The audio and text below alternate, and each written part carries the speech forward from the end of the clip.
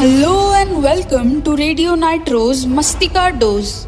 You're listening to RJ Pushpal and I'm back with another super thrilling episode of Terribly Nitro's Tales. As we have seen till now, after the two gruesome murders, DCP Deepak suspects that it's a serial killer targeting the police in the city. He loses his close driver Paulson, who is the third victim. From the sculptor Mr. Sudhakar, Deepak comes to know that he had made 5 figurines for a man who later blinded him. Though he was replaced from investigation, he was continuing on his work. Deepak came to know about hacker Simon, whose death was not at all convincing for him. After a few weeks, when Mr. Sudhakar visited Deepak's office, he came to know that the man came to Mr. Sudhakar's house for the 6th Statue of Justice. Deepak identified the man as Dr. Benjamin, a world-renowned psychiatrist and a criminologist, from the pic which was collected by Mr. Sudhakar's daughter. Deepak suspected that one more killing will occur, and so, with the help of ACP Prakash, he again started their investigation. Now, further. The team led by DCP Deepak reaches Dr. Benjamin's home in a village. After inquiry from the villagers, they reach the house of Matthew, who was Benjamin's foster father. Meanwhile, Prakash and his team are on the lookout for Benjamin. Matthew provides the backstory of Benjamin. 20 years ago, the village tailor Louis and his 2 children lived here. The elder son, Benjamin, and his sister, Rebecca. Benjamin's mother had died during the delivery of Rebecca. Although very poor, Louis loved his 2 children very much. He was very hardworking and spent all his money on his children's education. Benjamin was in 10th and Rebecca in 8th when one day Rebecca fell unconscious in their school. Rebecca was rushed to the hospital where the doctor declared that Rebecca was pregnant after her medical examination. This shook the whole little family. Deepak asked, "Was she physically assaulted? Who impregnated the little girl?" Matthew replied, although asked time and time again by her father, Rebecca didn't say who was responsible for her pregnancy. Louis slowly turned to alcohol, and Rebecca, unable to see her cheerful father in this condition, finally revealed that she was physically assaulted by the church priest, Father Franco. "Utterly shameful," exclaimed Deepak's associate. Matthew sighed and continued. Father Franco, who was respected by all in the society, was a pedophile. He taught Rebecca in the local school, and on the fateful day he tricked Rebecca to his house after the school was over and raped the poor little girl and threatened her with dire consequences. Deepak asked, "Didn't Louis file a police complaint?" "He did," replied Matthew. Louis filed a case in the police station, but the SI of the police station, Prakash, tried to dissuade Louis from filing the complaint against Franco, as Franco was a very influential man in the society, but Louis didn't agree. Father Franco bribed Prakash, and he, along with his constables, Sharat and Paulson, beat up Louis and his children, threatened to kill Rebecca, and forced Louis to admit in court that it was he who impregnated his daughter. "Hold on," Deepak interrupted, sensing something. He took out his mobile and showed pictures of ACP Prakash, Sharath and Paulson to Matthew and asked, "Are you talking about them?" "Yes, it's them," responded Matthew shockingly. "I'm getting where it's heading to. So, it was why Sharath and Paulson were killed. But that means Prakash will be the next victim. Damn," exclaimed Deepak.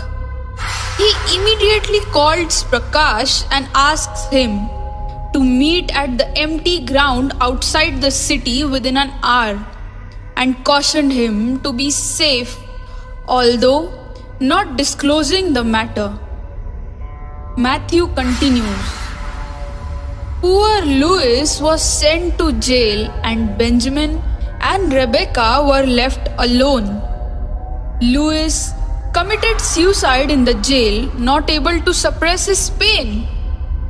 Benjamin was mentally shaken severely, and Rebecca was taken by the church sisters to their missionary to abort her child and bring her back to normal life. Benjamin was sent to a mental asylum for 2 years. On returning, I took care of him. He spoke very little and was no more the Benjamin I knew. He was an extremely bright student and studied well, and moved abroad for his higher studies and slowly lost contact with me. That's all I know him. Matthew tells Deepak that if it was Benjamin behind the killings, then he was right in his own way and was justifiable to himself. Prakash reaches the ground before time and is kidnapped by Benjamin in his van. DCP Deepak manages to trace Prakash's location using his mobile tower location and along with his team reaches a pig farm which Benjamin used as his hideout.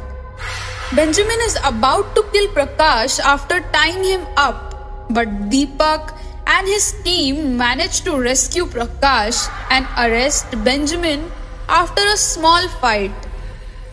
Deepak now questions Benjamin in the questioning room, where Deepak surprises Benjamin by revealing his backstory and congratulating Benjamin for his awesome plan. Out of the 4 murders, the first 2 murders were random, and the actual targets were Paulson and C.I. Sharath. The 5th and the final murder was planned to be that of ACP Prakash. Thus, no one could ever find out the connection between the victims. Very nice. You killed your crime partners Simon and Arvind when I came close to you and made the entire police force believe the case was closed. Dr. Benjamin simply smiles, thus accepting Deepak's deduction.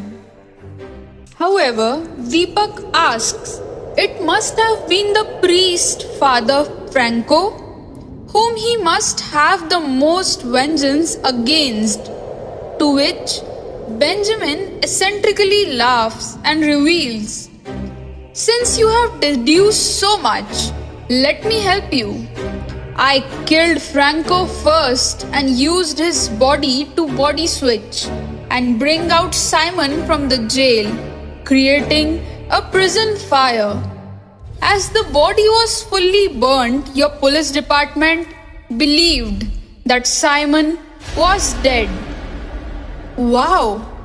But you won't have the last laugh, as Prakash is still alive, and now that you would be sent to jail after the court hearing tomorrow for life imprisonment. Responds Deepak. To this, Benjamin doesn't say anything and simply gives a strange smile which makes Deepak uneasy. The following morning, while transiting for presenting Benjamin in court, his escort officers kill Benjamin in a fake encounter planned by ACP Prakash. Afterwards, when Deepak learns from Prakash that it was he who planned the fake encounter, Deepak decides to confront him as he felt an empathy for Benjamin and the pain caused to him. At the same time, a woman visits Prakash at his apartment. As Deepak reaches Prakash's apartment and enters the lift, he sees the woman coming out hurriedly. Deepak senses something and rushes to Prakash to find him dead, lying in a pool of blood. Running to the window, Deepak calls out, "Rebecca!" to which the woman turns back and looks at him.